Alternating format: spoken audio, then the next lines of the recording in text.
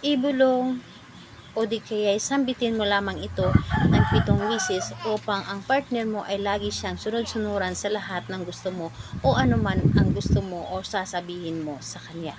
Hello mga guys, kumusta kayo? Panibagong araw, panibagong video na naman tayo. And sa araw na ito ay isa na naman video ang aking ituturo sa inyo na simpleng gabay o simpleng pamamaraan na makakatulong sa atin. At bago ang lahat, gusto ko lang mo-disclaimer sa mga taong hindi naniniwala at hindi gusto ang mga kagaya nitong video. Please skip this video and maghanap kayo ng videos na gustong gusto nyo dahil ang video na ito ay para lang ito sa mga taong naniniwala and gusto mag-try. Sa lahat po ng mga nagko-comment dito sa aking video dito sa loob ng aking channel, mag-ingat sa lahat ng mga nagre-reply sa inyo na dinadala kayo sa kanilang WhatsApp, name mo up upang makaiwas po tayo sa scam. Ngayon po ituturo ko sa inyo paano maging sunod-sunuran ang partner ninyo sa inyo o sundin niya lahat anuman ang sasabihin mo sa kanya. Yung tipong ikaw lamang ang papakinggan niya, yung tipong hindi siya nakikinig sa ibang tao, hindi siya nakikinig sa mga sasabihin sa labas, kundi ikaw lamang at sa iyo lamang siya naniniwala. So, dito po, ang kailangan lamang natin dito ihanda is kandila lamang. So, kandilang puti, pwedeng pula, kahit anong klaseng kulay ng kandila, except lamang yung itim. Huwag tayong gumamit ng itim dahil yon ay para sa magiging, basta alam niyo na yon, magiging masama yung ating paggawa kapag itim po ang ating ginagamit. Hindi po maganda sa paggawa ng ritual ang itim. Pwede na lang na gusto natin gawan sila ng hindi maganda, kaya itim ang ating gagamitin. So, dito po ay gusto lamang natin na mapaayos, so maging sunod-sunuran sila sa atin is puti or kahit anong klaseng kulay, pwede po. And ayun, syempre panindi.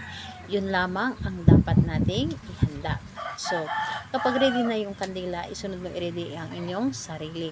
I-ready ninyo yung sarili, kailangan i-claim mo sa inyong sarili na gustong-gusto mo itong gawin. Kailangan na handa ka at buo ang inyong loob sa paggawa nito at buo ang iyong paniniwala at tiwala.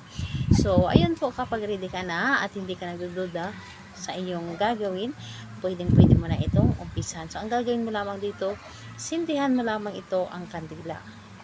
Sindihan mo lamang ito at kapag nasindihan mo na ito, titigan mo lamang ito ang apoy ng kandila. Ilagay mo sa iyong harapan, itirik mo sa iyong harapan at titigan mo lamang ito. Syempre magmuni-muni ka muna, isipin nyo muna yung tipong hahakot kayo ng energy at saka ninyo sasabihin sa apoy ng kandila or ibubulong ninyo na pangalan, apelyido. 7 beses po ito ha.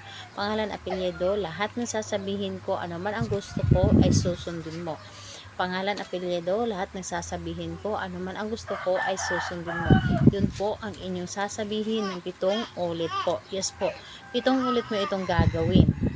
And kapag nasambit nyo na or nasabi nyo na ng 7 ulit or 7 beses ang pangalan niya at apelyido at ang iyong nais, pwedeng ay ang kandila po ay hayaan nyo muna ng mga ilang minuto na nakasindi sa kaninyo patayin. And yung kandila po itago po ninyo sa lugar na kung saan matatago ninyo ito na pwede mo pa itong magamit sa ibang ritual na dapat nating gamitan ng kandila na gamit na.